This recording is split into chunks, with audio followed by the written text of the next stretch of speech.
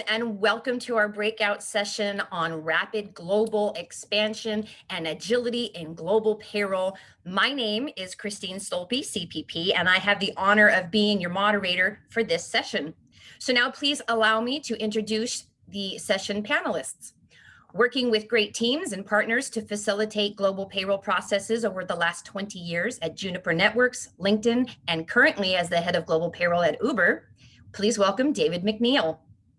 Our next panelist is the Director, Global Payroll and Stock Administration at Poly, a communications company that combines audio expertise with video and screen sharing capabilities to take the friction out of collaboration. He's run large global payroll teams for large companies for the last 8 years and is an experienced finance director with a proven ability to drive large-scale change and process improvements. A very warm welcome to Christopher LaRoche. Thank you. And finally, responsible for human resources in 22 countries as the International HR Manager for Natus Medical, and bringing with him 22 years of experience in the international HR roles from trainee all the way up to head of HR. Joining us live from Germany is Uwe Schwendler. Hello, panelists. We're going to jump right in, okay? So upon the onset of the pandemic, organizations all around the world were very cognizant of the fact that they had to get cash on hand into the employees' hands, right? So payrollers had to combat several challenges to make that happen.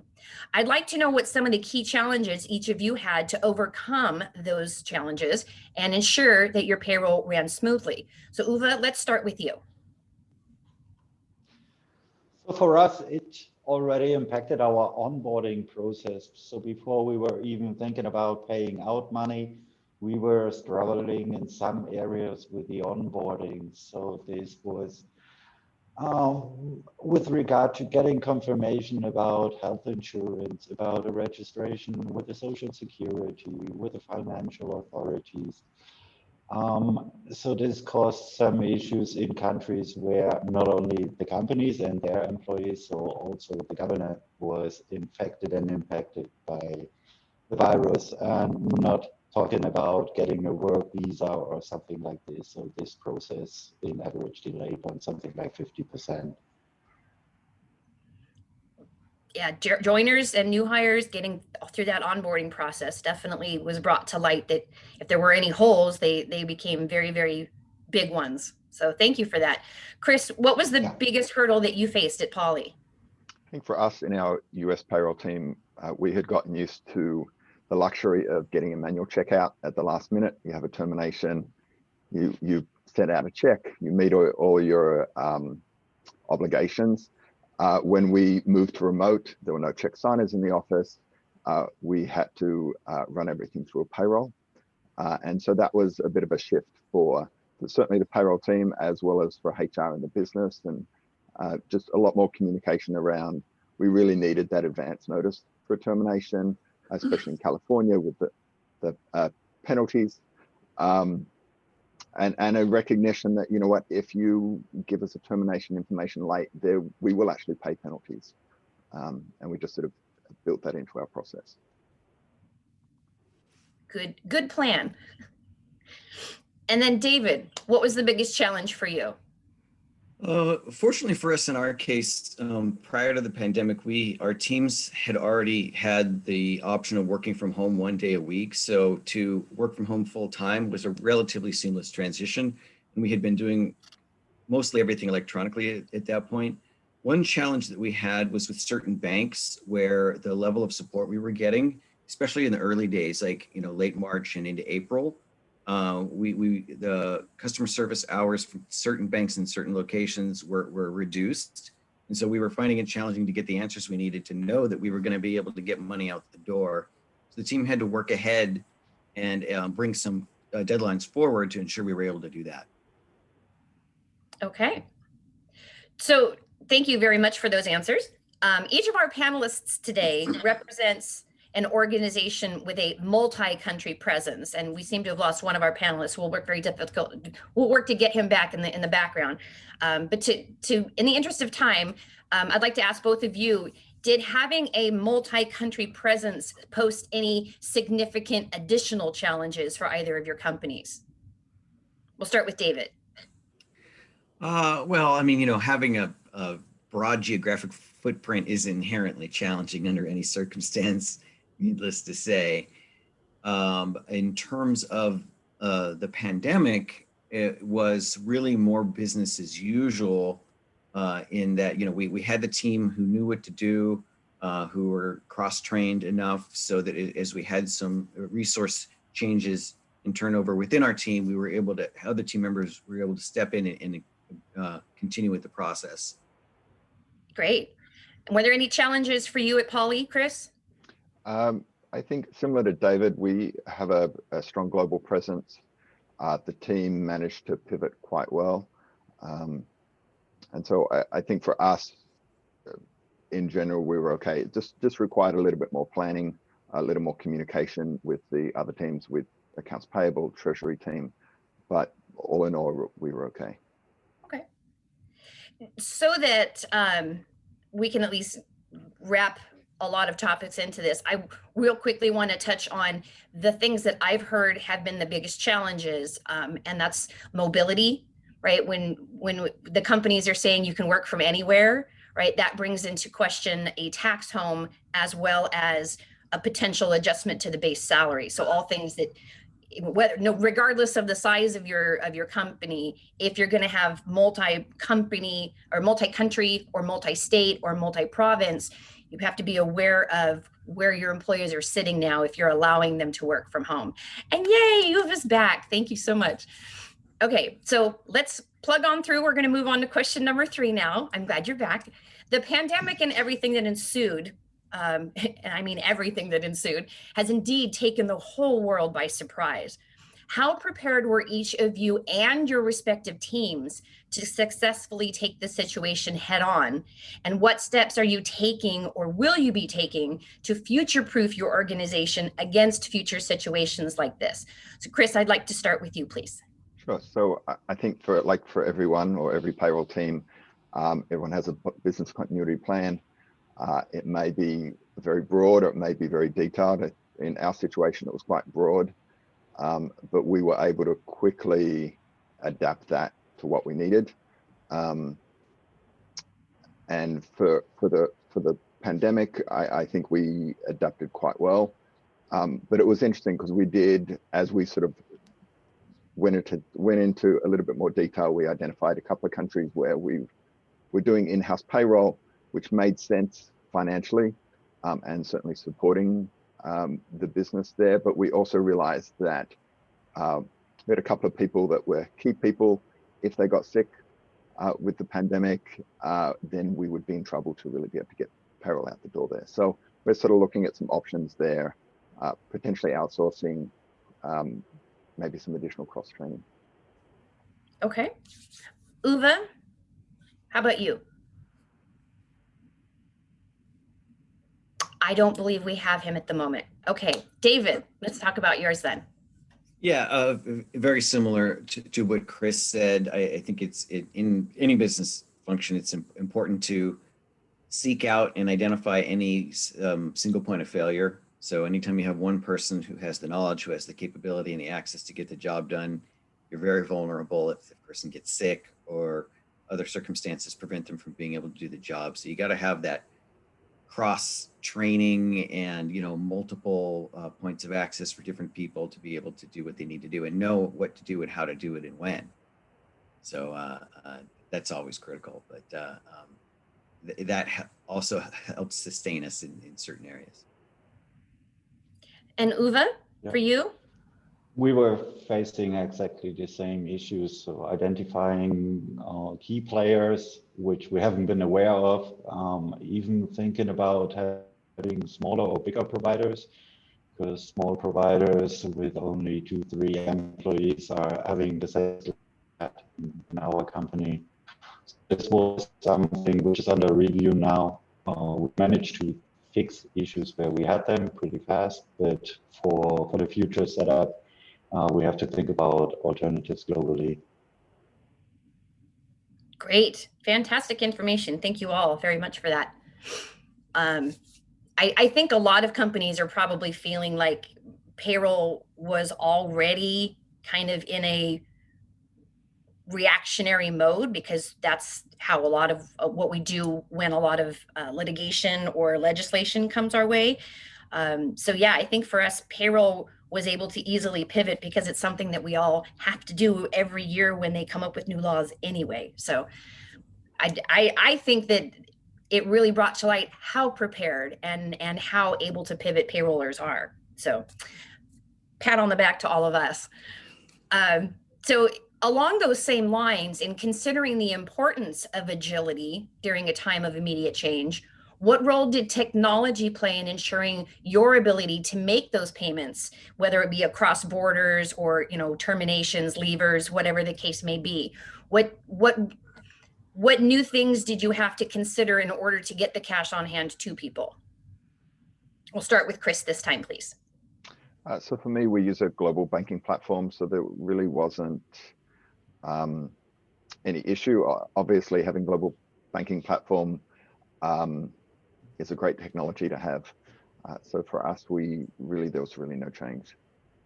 Okay, Uwe? Yeah, it was the same for us. So technology was not an issue.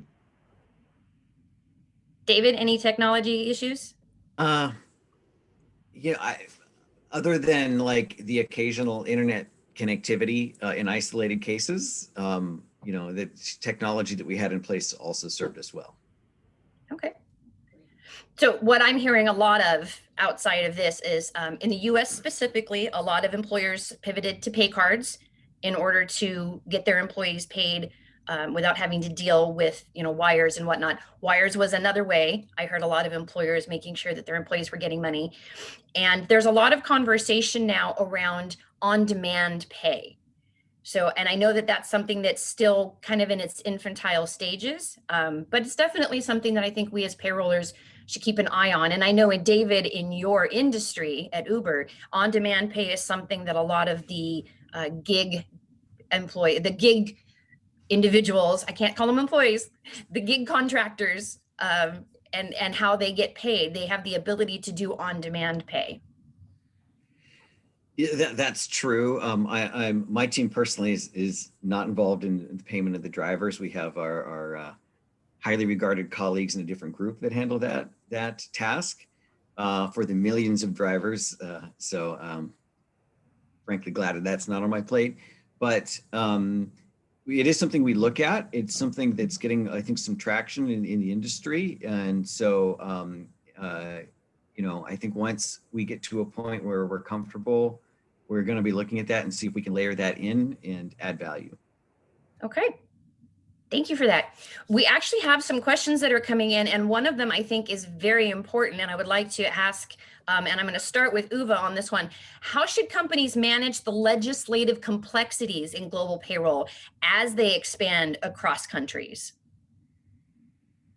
So the way we're dealing with it is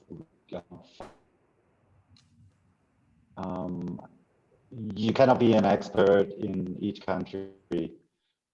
So this is absolutely clear, but there are companies who are providing guidelines, support, legal support.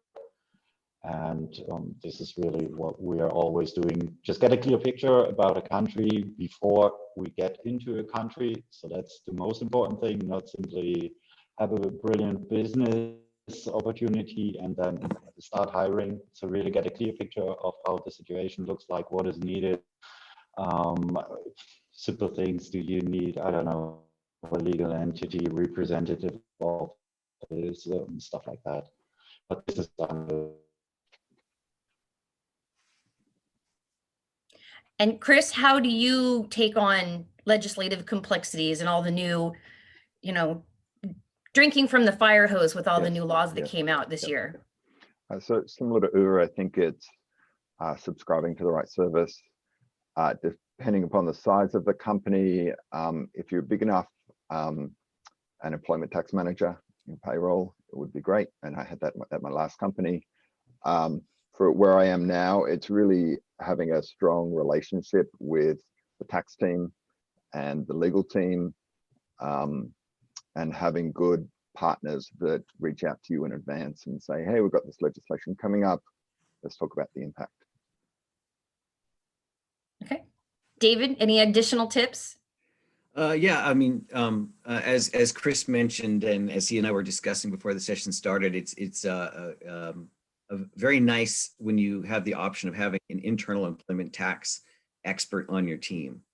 And so I was fortunate in 2019 to be able to hire an employment tax expert that we've been able to leverage to help us with compliance and legislative changes. And so having that and having him established, before 2020, I think was very valuable to us, and something that I learned from when I was at LinkedIn. I worked with somebody who was an expert in employment tax, and I really gained an appreciation there. Fantastic.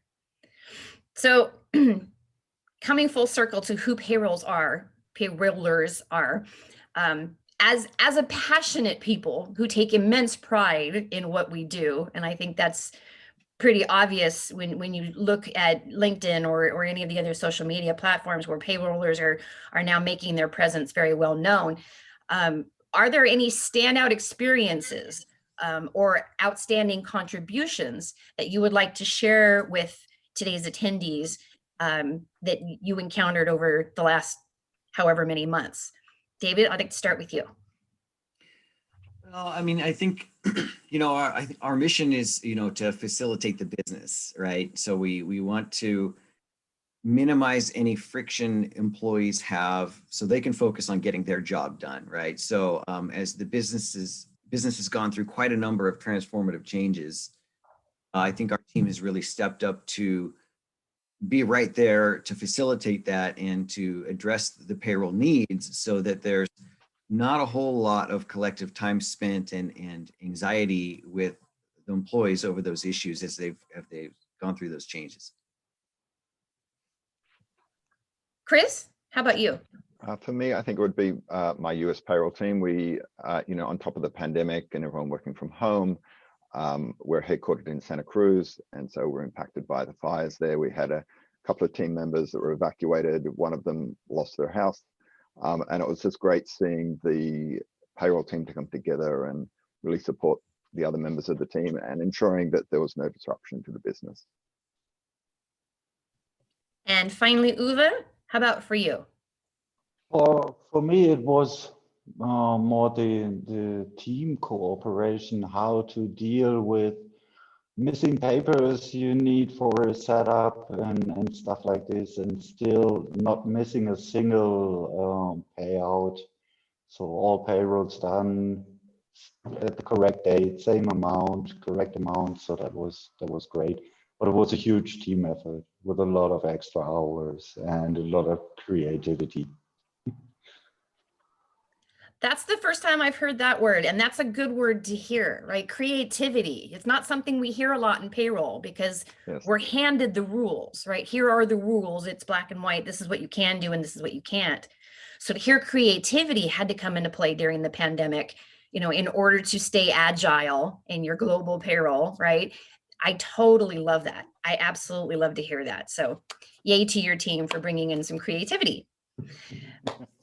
We do have another question that has come in that I would like to ask, and that it's actually a very great question. So whoever asked this, thank you to you.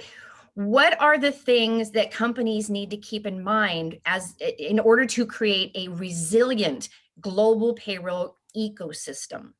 So the two words I want to focus here are on resilient and ecosystem. Who wants to start with that one? Okay, no volunteers. David, we're starting with you. Okay.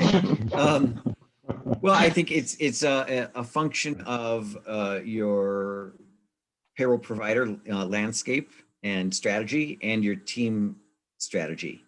So I think team is critical, again, to having some depth and some, make sure you don't have single point of failure, make sure you're cross-trained, make sure your team's there to support each other, of course, needless to say. And then from a vendor perspective, of course, the more consistency you have, the better. It's very difficult for all providers to be perfect in every location, and in every circumstance. But the more you can get the team all pulling in one direction, the better. Great answer. Fantastic. Yeah. Uwe, while we still have connection with you, let's ask you. So what things would you ask, Yeah. we keep in mind for a resilient global payroll ecosystem? I don't think there's really a lot to add, honestly. So no, not really. Okay. I'm sorry, and I'm Maybe- sorry about the horrible connection, but we're having a thunderstorm here, and in Munich, and everything is IT wise freaking out, and the IT is not in the office due to the pandemic. Oh, gee. Well, we will ask you what we can as we can. I appreciate your staying with us as best you can. I stay So, here. Chris, I think, how I about you? think Are the there only thing, any? I think the only thing that I would add is just really keeping the line of communication open between you and your payroll providers. It's very easy to just, assume that the payroll provider is always there and that they're available and they've got your best interests in mind. But in situations like this, when there's a pandemic, I think it's really important to reach out. At the end of the day, they are human beings that are doing your payroll, reaching out, having that conversation, making sure that they're okay, making sure that they have the right backups in place to be able to support us as a company. I think just having that regular communication helps. I might add, if I may, the relationship with your upstream partners. So from your comp team, your stock team, your HR team, and making sure you're on the same page in terms of the data that's flowing into the payroll process there, because it can work very seamlessly, or it can wreak havoc depending on the strength of the relationship. Yeah. Definitely. Thank you. That's fantastic advice from all three of you. Very much so. So we have another question, and I'm going to start this time with Chris, because he works at Poly, and I know that they just went through this. So how did you successfully manage the contract language around GDPR for a single global payroll vendor that has multiple hubs and utilizes third-party vendors for international payroll locations, or ICPs? So that would not be at Poly, that may be at my prior company. So so in regards to, can you repeat the question again? It's very lengthy. So it's GDPR. a very robust question.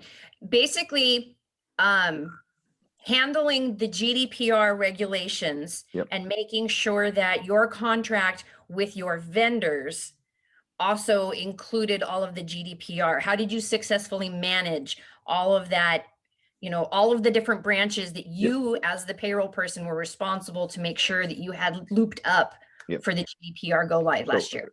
So I think, so it's twofold. So I know on the legal side, there was a big push to ensure that all the contracts had the right GDPR language. On the payroll side specifically, we did a lot of research on what our requirements were as a company, that we wanted to not only what was the legal landscape, but what did we as a company want to do. And we had decided from the payroll perspective that we would sort of take the GDPR process that goes behind it and requirements and extend it out globally instead of just making it simply Europe. And then we put together a surveyed each of the payroll providers globally to see where they fit within those requirements of what we needed. And then where there were gaps, we dealt with those individual providers until we sort of had some harmonization and agreement upon how they would handle our data and how they would interact with us. Okay. David? I had the luxury of having a separate project team that looked at that issue more broadly. And of course, they came into our area and asked for, what they needed and asked us the questions that they need to be answered to fulfill their requirements. So I didn't have to get too in depth. But my team, of course, had to support that broader effort because it was very critical. And as our representative with boots on the ground in Europe. Yeah, yeah, we had a lot to deal with GDPR. So, but we made a decision just to keep it in Europe. So only where it was really needed, mandatory, we didn't roll it out globally. But as we were used to work with regulations like this in Europe, it wasn't really a big change or a big challenge, because the GDPR is just a summary of European regulations. So therefore, most countries have already been a year or two ahead, ready to work according to GDPR. Okay. And we have one last question coming in from QA, and I think we have time for one last question. And I'm actually going to start with Uwe this time because of what you said earlier. How did you address onboarding and training of new team members to address turnover?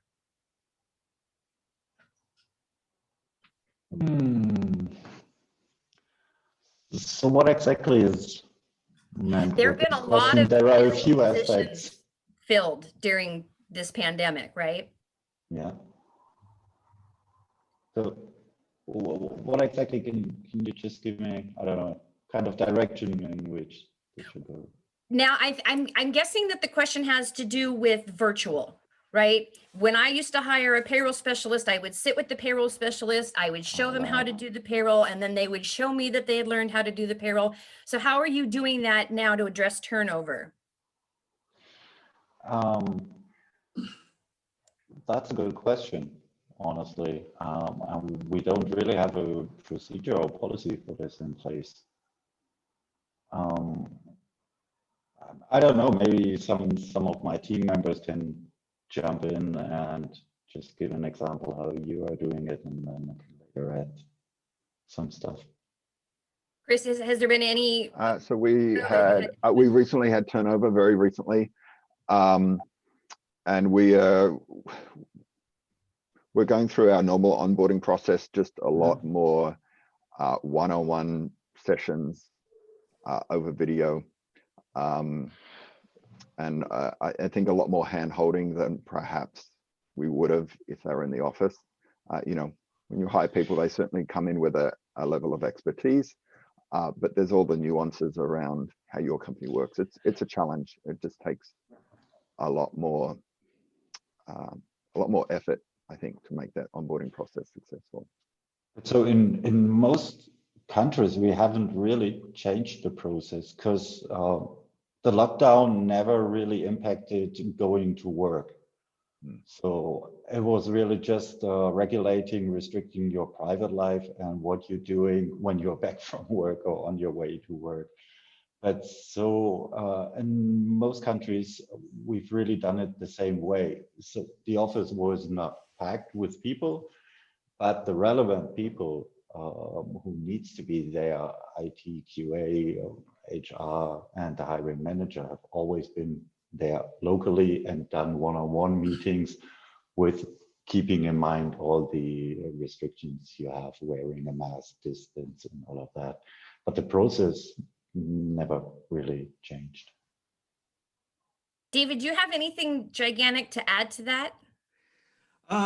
Well, let's see, early on, like March, April, we had some challenges getting laptops into the hands of new hires, right? So it's hard for them to do any work without a company provided laptop with all the security and everything else. So that was a challenge because we had people who are, you know, new team members on our payroll, but they couldn't do anything, right? So that aside, our managers and our team leads have had to step up and had to be leaders in connecting with people virtually, walking them through step by step through the process checklists. And normally they'd be side by side and have that personal connection. So they've had to manage without that and do it virtually, just a face on the screen, which is it's more difficult, but they've stepped up and they got it done. Fantastic. Okay, well, not that I am anywhere near ready for this to end, but it is time for me to ask each of you my final question. So would you please share one piece of advice to our attendees to help them ensure that their global payroll is resilient forever? And I'm going to start with Uwe, who's on mute right now. Yeah. So for me, especially in this situation and with whatever is coming next, is really more than ever, stay open-minded, be creative, and really embrace the change and the opportunities. So it is a new normal, like everybody is saying. Think about things in directions which you have never seen and thought about before. Embrace the opportunities. I love that. Thank you so much. David? Let's see, I hate to be redundant, but again, seeking out and eliminating any single point of failure where you have only one person who knows what they're doing and how to do it. And also with the broad footprint, you have to be constantly looking for where things are different, where they don't need to be different. You know what I mean? Are they different just because it's preference that's creeped in over time in different areas? Or is there an actual, country specific need of why it has to be different? So those are two things we want to focus on. Great advice. And Chris? For me, it would be adopting a relentless drive for process improvement. Really get your team moving away from the data entry towards customer service, being proactive. We're so reactive as a team, and then really giving your team more bandwidth to be able to address those items that come at them. Great. Fantastic pieces of advice. And I hope everyone in attendance wrote all three of those down, because those are definitely like engraving worthy for sure. Thank you very much. And in the interest of time, because we are at our mark, I'm just going to tell everyone that my advice is this: be nice to yourself. You are the only you've got. Thank you so much for joining us this morning.